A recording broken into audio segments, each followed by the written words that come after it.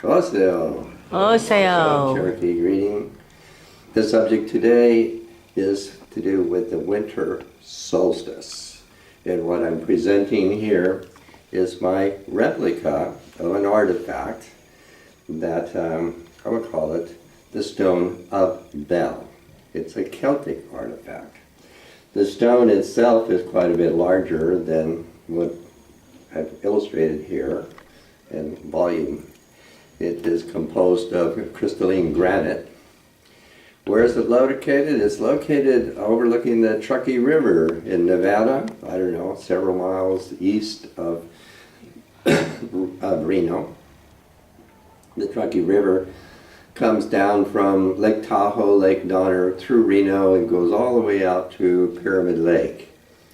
And in this one area, there's a huge outcrop that comes out of the side of the hills. It's covered with petroglyphs, and it's called, what we call Court of Antiquity, like that.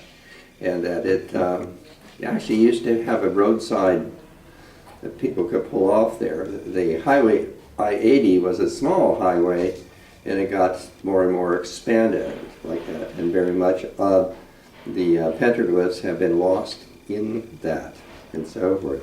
So that's an idea of the location of this. And this stone itself is quite west of this huge outcrop. It's an entirely different kind of rock, and there's no other rock like it there. It's, you know, self-produced coming up out of the ground. It's a rather steep bank going down to the Truckee River. And it's very noticeable because of the inscription on it. And that it actually has to do with a gnome. Instead of the sundial that goes around horizontally, this one is going to go up and down this way. So it's a gnome in that sense that operates between the summer solstice and the winter solstice. Exactly. And the notable inscription on it actually reads Yah-Hu Bel. This is a very ancient formula throughout the Mediterranean world. Robert Graves, author of The White Goddess, did considerable comprehensive work on this formula. In that sense, it appears to have originated perhaps in ancient Egypt. And there's much of the Celtic in Egypt, and there's much of the Egypt in ancient Celts as well. So that's part of what this has to do with.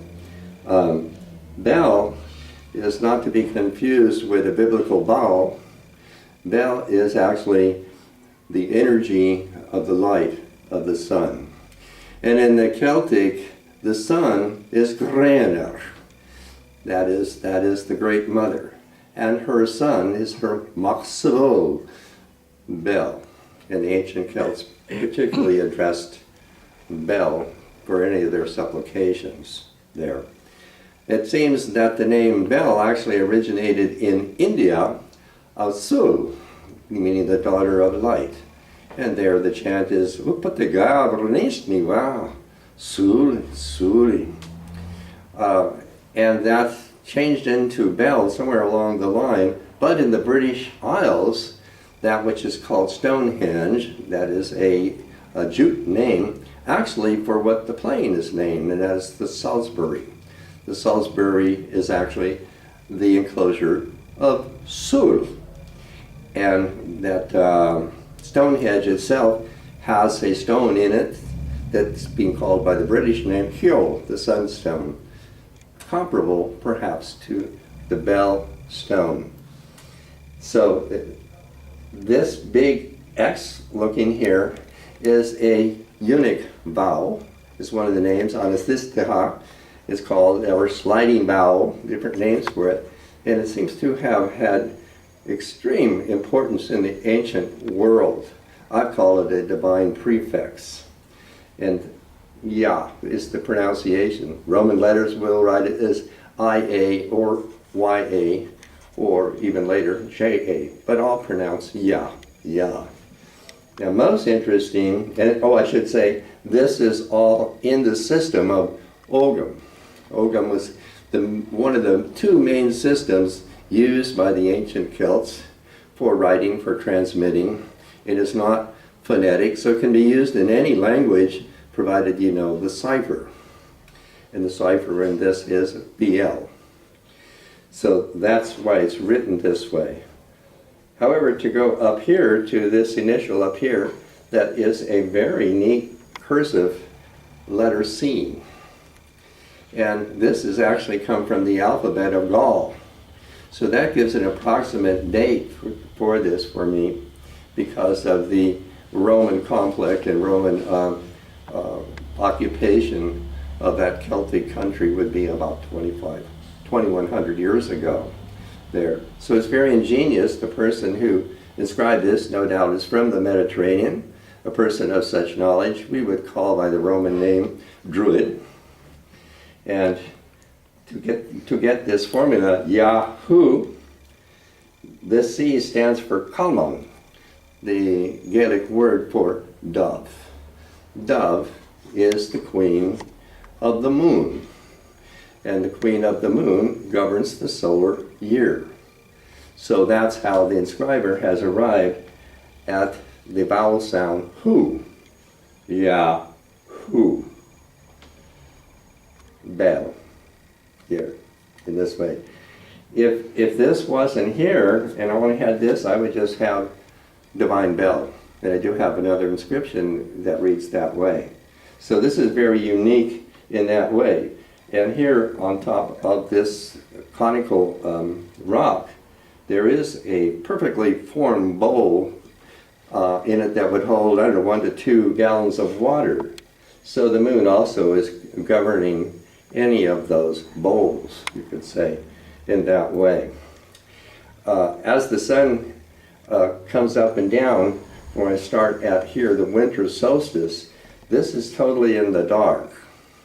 And in the dark, then the winter eagle from Shinar, the ancient land, flies up, and I've used a white feather here, and crowns the stone. That's crowning the stone. And then as the next roughly 6 months pass, the light is passing over and over until the stone is fully in the light. And this would be the glory of Bel. This would be the summer solstice. Robert Graves, pretty much gives the translation of this exalting, and that would be accurate too. So the exalted stone of Bel. Down here I put another figure. This is the figure of Luke, and this is actually carved on another rock in Ridgecrest, a little petroglyph canyon. It's a very, very fine carving. It's up very high. It's very, very precise. Whoever carved this in another location. Whatever instrument he had made the carving very precise. And last year or so, Jim and Kathleen accompanied us on a tour there in Ridgecrest. And Kathleen, having seen this illustration, saw it up on the rock and yelled out, "Carlos, there's Lou!" Of course, the docents know nothing about any of this. But most interesting, this is Luke, and how do I know that? Because he's known as Luke of the long arm and the silver hand. And that is what he is holding up here. And the carver had made a very good bodily gesture of that, holding up that metallic hand in that way. Now the dynamic here is in this stone, Bel and Luke. In Egypt, this stone is called Ben. Bel speaks. And there the dynamic is actually between Horus, like the hawk, and Seth. So Horus and Seth play the same dynamic. In Egypt, however, they cover the stone with gold, evidently to absorb the energy of the sun. That's what this really is. It's really a device for the fertility of the energy of the sunlight. It means it is meant to function in that way. And so all of this right now is beginning this dynamic that will eventually in the months be fulfilled as, quote, the Gloria Bell and the Stone of Bell. So this is part one.